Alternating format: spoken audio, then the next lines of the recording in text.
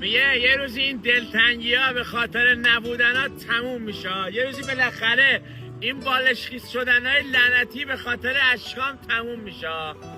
یه روزی وقتی که همه دور و برتن تو اوج مسی، وقتی که همه دارن مس میکنن، یاد یه جفت چشم میفته که ازش افتادی.